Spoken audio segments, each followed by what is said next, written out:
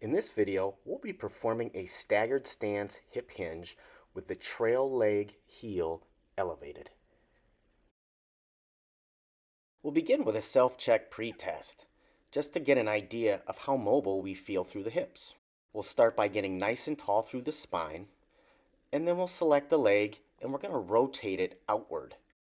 This movement is referred to as hip internal rotation.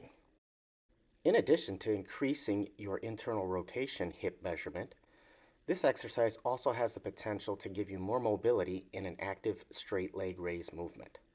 So lay flat and see how far you can bring your leg back towards your head. Be sure to keep your knee locked out during the process. Let's have a look at our exercise setup and performance cues. To begin, we're going to need a dowel. A broomstick handle will work great for this exercise. We'll be holding it in place over the following points: center of the spine below the belt line, between the shoulder blades, and at the middle of the back of the head. We'll start by placing an item underneath the heel of our trail leg. In this example, I'm going to be using a squat ramp.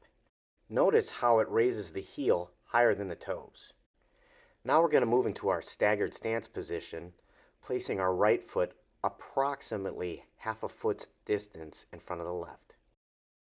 From here, we want to make sure that the hip, knee, and foot are aligned over each other for each leg.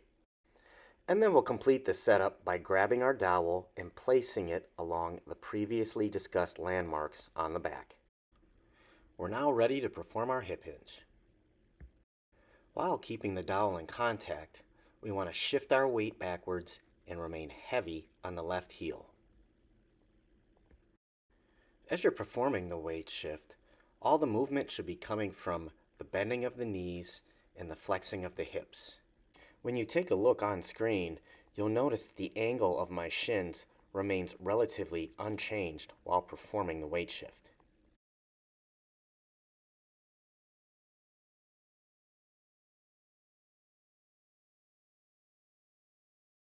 Once you've mastered the basic movement, we're now ready to add some weight.